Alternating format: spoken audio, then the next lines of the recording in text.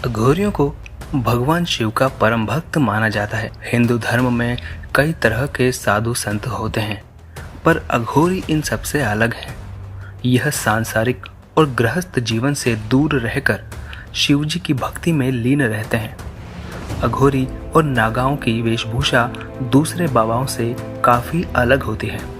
वे भगवान शिव की तरह अपने शरीर पर शमशान की भस्म लगाते हैं और अपना ज़्यादातर समय तंत्र साधना करते हुए ध्यान में लीन रहते हैं।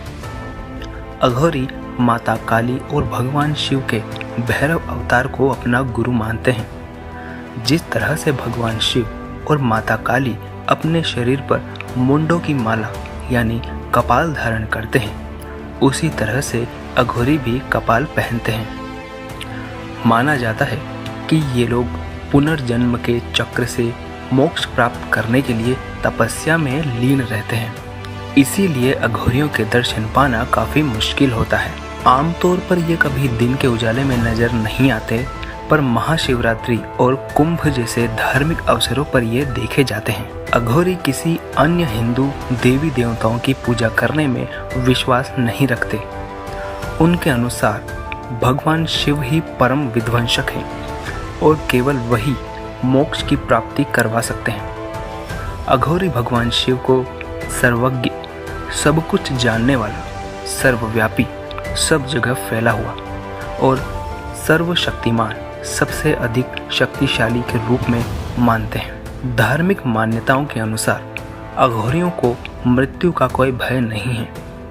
ऐसा माना जाता है कि अक्सर वे मुर्दों के साथ खाना खाते हैं, साथ सोते हैं और कभी कभी उनके साथ संभोग भी करते हैं। सबसे पहले अघोरी की उत्पत्ति काशी से हुई थी, तब से ये मंदिरों में फैल गए हैं। आइए जानते हैं ऐसे कुछ मंदिर जो अघोरी तंत्र साधना के लिए प्रसिद्ध हैं। अघोर कुटी, नेपाल के काठमांडू में स्थित यह अघोर कुटी सबसे प्राचीन स्थानों में से एक है।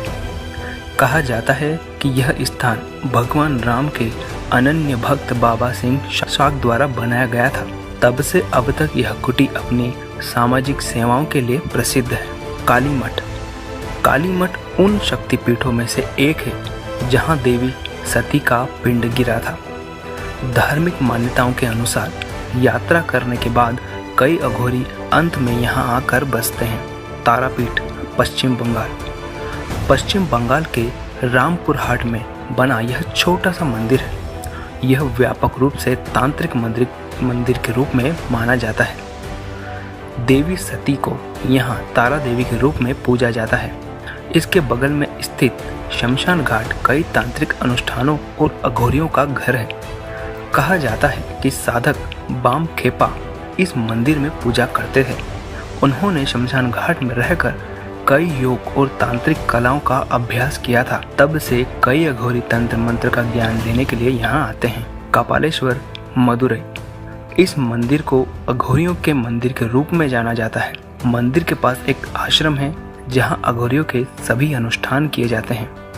चित्रकूट, भगवान दत्तात्रेय त्रिगुणात्मक त्रिमूर्ति ब्रह्मा, विष्णु, महेश त्रिदेव के ही रूप हैं, का जन्म यहीं हुआ था।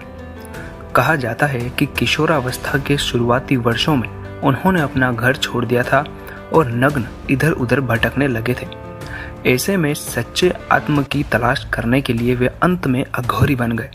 उन्होंने वेद और तंत्र को मिलाने में मदद की थी। कई अघोरी यहाँ उनके प्रार्थना करने और उनके दर्शन के लिए आते हैं।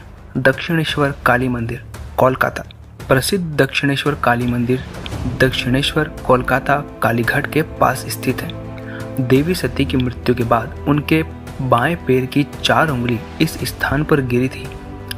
इसलिए मोक्ष पाने की तांत्रिक साधना करने के लिए कई अघोरी यहाँ आते हैं। लालजी पीर, अफगानिस्तान, शाह जहीर शाह के पूर्वजों ने काबुल के अंदर संतों को कुछ जमीन दी थी। ओघड़ रत्न लालजी पहले अघोर गुरु थे जो वहाँ बस गए।